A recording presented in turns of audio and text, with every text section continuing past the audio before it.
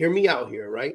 If you don't quit your task, if you don't quit moving forward, if you don't stop learning, if you don't stop adapting, if you don't stop converting and changing and twisting and doing the things that you need to do to continue to drive forward, then it's impossible to fail. But listen, but Dave, I had a restaurant and the restaurant closed down. Cool. Did you learn from it? Yes. Did you adapt from that? Yes. Is your new business thriving in a better position because you've applied things differently based on your previous experience? Yes. Then how could you have possibly failed? Welcome to the David Adam Kurz Show. Hey everybody, and welcome to another episode of the David Adam Kurz Show. My name is David Adam Kurz. I am the founder of the Freedom Organization. We're a coaching consulting company here in the United States. And I'm so excited to connect with you on a consistent basis. Sometimes I got guests, sometimes it's just me. But I want to tap in on something today that's been a kind of a topic of conversation that we've been having. And I want to, and this is a topic of conversation that I've been having with some of our clients and some of our group coaching programs. And I want to just dig in on this, and it's the fast track to failure. Now, many of you know that I wrote a book called Failure.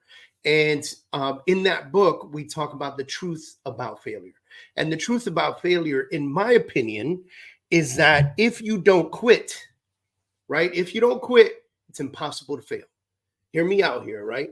If you don't quit your task, if you don't quit moving forward, if you don't stop learning, if you don't stop adapting, if you don't stop converting and changing and twisting and doing the things that you need to do to continue to drive forward, then it's impossible to fail. But listen, but Dave, I had a restaurant and the restaurant closed down. Cool. Did you learn from it? Yes. Did you adapt from that? Yes. Is your new business thriving in a better position because you've applied things differently based on your previous experience? Yes. Then how could you have possibly failed? You had a hiccup. Something happened. Something was different. I get it. I understand. I'm with you 100%. But did you really fail? And so we're escaping the entire thought process of failing and getting away from it. But what could be the fast track to failure? And we came up with three things. And I'm going to just go over these three things real quick with you, because in my opinion, these are the three things that could really go on full attack and really ruin a business. And if you are a business owner, if you're a small business owner, then this is the kind of stuff that you really need to be attentive to and pay attention to. Okay. And so let's go with this. Number one, fast track to failure. Number one is expecting people to remember you. Now, this is a common thing, believe it or not. A common thing is that many small businesses expect the people that they know, like, and trust, and know, like, and trust them to remember them in their time of need. So if you sell real estate, if you sell plumbing services, if you sell roofing needs, if you sell all this stuff, really, how often does somebody buy a roof? Realistically, a roof will last 20 years. Once every 20 years, somebody's going to purchase a roof. How in the world are they supposed to remember you as a roofer in this situation, right? Or a plumber. Plumbing only happens most of the time, plumbers are called with emergencies, right? I would say, and listen, I'm no expert at plumbing, but I would say 70% of the calls that come into a plumber are, I have a situation, right? I've got a clogged pipe, I got a clogged toilet, I got a leak, I got something going on where plumbing is an issue, rather than the other 30% of the calls being premeditated. I need to install a water heater, or I need to do something different in that sense, right? And so with that in mind, and the things that we're talking about right now, we have to never be in a position where we expect people to remember us. We have to go out there and be known. We cannot be secret salesmen, right? We cannot be what a friend of mine says, secret agents, right? Leave that to the CIA. We can't be that. We need to come out here and we need to be loud and boisterous about the things that we do. We need to be loud and boisterous about who we are and what we build and what we're trying to do out there. Okay? Because let me tell you right now, if you don't let the world know, if you're not having conversations, if you're not putting your business on social media, if you don't have a Google page, listen, in today's day and age, you don't exist.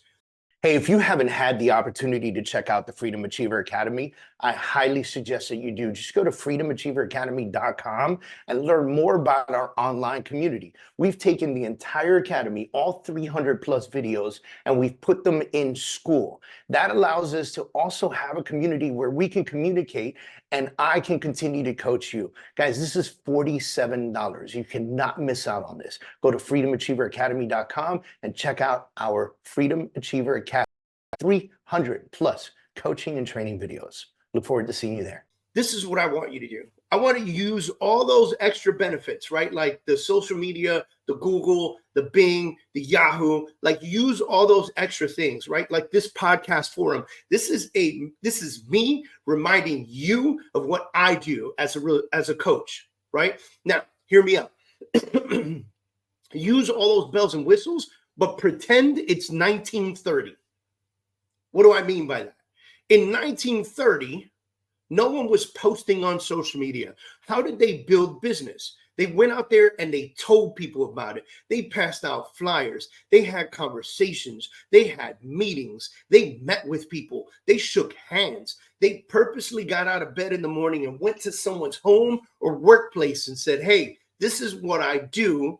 What do you need from me? How can I service you? And that's how business was built in the past. It was built through people and it was built through conversation. We cannot escape that. That will never change. I get it. There's people out there all over social media telling you that they can install their super cool funnel and that super cool funnel is going to work magic for you. It's going to bring you a ton of business and you're going to be a freaking rock star. Here, newsflash. Could it work? I don't know. Maybe it does. Maybe it doesn't. I don't know. But I'll tell you what will definitely work is relationships. And I'll also tell you that the second that you turn that funnel off, the lead flow ends.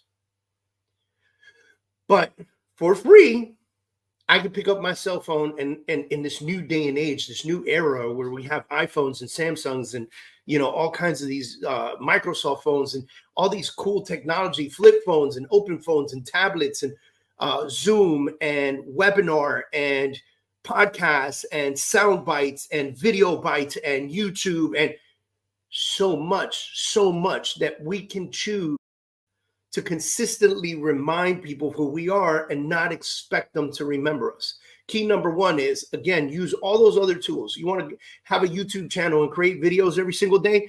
Awesome. Do that. Okay. But here's what you can't do, right?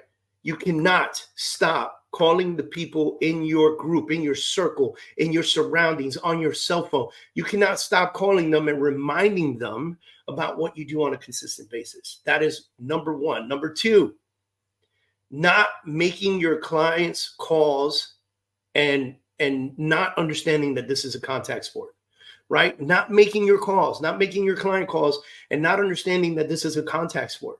Listen, ladies and gentlemen, if you are in sales and you are a business owner, this is a contact sport. This is more contact sport than football in America, okay? You need to be on that phone consistently making contacts. You need to be in front of people making contacts. You need to be asking people that you're in front of to introduce you to other people to continue to make contacts. The less contacts you make, the less money you make. The more contacts you make, the more money you make. It's a very simple equation, right? Now, it's not just making contact and saying, hey, how you doing? All right, nice talking to you. It's expressly talking about your business. And this is a contact sport. You need to get out there and make sure that you're doing this at a super, super duper high level, okay? Number three, not following up with people that express interest. This is a business killer, okay? I get people all the time. They go, hey, listen, man, I'm buying these leads and the leads are coming in and, we're making the calls. And I'm like, all right, cool. Let me ask you a question. When that lead comes in, like, how quickly do you get to it? And the answer is, we have this set schedule and we do something in the morning. And so the lead comes in. I go, all right. So if the lead came in last night, or let's say around 6 p.m. yesterday, you're telling me that you don't call them till 9, 10 o'clock in the morning the next day. Well, yeah, because that's our allotted time. Wrong answer. Could it work? Maybe. Depends what you sell, depends what your business is, and depends how big your competition is, right? Like if you're the only plumber in town, I guess you're winning. Like unless another plumber pops up, you're winning. You're the only plumber in town. And everybody knows that if they call you at 6 p.m., you're not going to reach out back to them until like 9, 10 o'clock the next day, right? But if you're a real estate agent in a metropolitan area, you're screwed because your competition is so strong that if someone calls you and expresses interest at 6 p.m. last night and you don't call until the next day, the chances of you getting in touch with them are like 10 to 15%. That's your chance of getting in touch with them. You've ruined it. Every minute that has passed by has killed your opportunity for connection, right? Now, here's the other part. Many of you are going out there to these events and to these meetings and meeting people and making the connection. Like the first two things I talked about, you're like, boom, I'm in. Cool, right? But then when you meet with them and you get their information and you get their cards and you get their needs, their wants, and their desires, you have a failure or a hiccup when it comes to consistent follow-up with them, right? Because they might not buy from you now, but they will one day. And they will one day only and only if you stay in consistent reach with them. Only if you stay in consistent reach with them. If you can stay consistent in your follow-up, you will change your business forever. By the way, this is follow-up with the people that you're connecting with. This is follow-up with friends and family. This is follow-up with your sphere of influence. This is follow-up with your past clients. Like, listen, if you have provided a service for someone already and they're happy with your services, you need to be in front of that person consistently.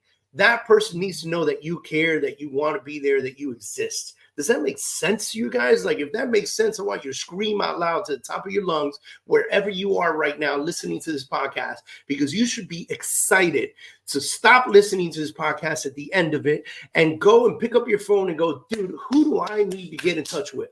Who needs my services again? Who has used me before and wants me to meet their friends, their family, their sphere of influence, their contacts, their people? Who would be a cheerleader for me and my business? Those are the things that you need to be thinking about. So those are the three things right there, right? So first one was, and this fast track to failure, expecting people to remember you. Second one was not making your calls. This is a contact sport, ladies and gentlemen, right? Okay. And then third one was not following up with people who express interest. Listen, if you take away anything from this, you'll notice that all three things, although directional and different point, right? They pointed in different directions, okay? Although that was happening, it all came down to one thing, and that was picking up the daggone phone and making an effort to get in front of people. Yes, picking up the phone and making an effort to get in front of people. Now, I'm super excited that you guys are tuned in today. You know, these podcasts, typically when I'm doing it by myself, we kind of limit it to 10, 15 minutes. I just want to bring you value. I want to bring you value quick. I want you to enjoy this value. I want you to really feel it out. And more importantly, I want you to share this value with others. So if you're not subscribed, wherever you're listening to us on a podcast channel or on YouTube, please subscribe. And that way, you know, the next time we come up. And we do a lot of video and we do a lot of posting. So we want you guys to know when we're up and we're live, and I want to see you guys participate. Sometimes we go live on certain channels, and it'd be great if you guys jumped in with us, right? So subscribe wherever you're listening right now. And by the way, if you would like to join us on Monday mornings, okay? If you want to join us on Monday mornings for our 8:30 a.m. kickoff call, go to freedommondaykickoff.com. That's freedommondaykickoff.com. If you would like to learn more about our coaching systems, go to thefreedomorganization.com. Thefreedomorganization.com. Thefreedomorganization.com. You can learn more about our coaching systems. We offer a full online platform. We offer group coaching. We offer one-on-one coaching. We offer mentorship. I'm excited to be in connection with you guys.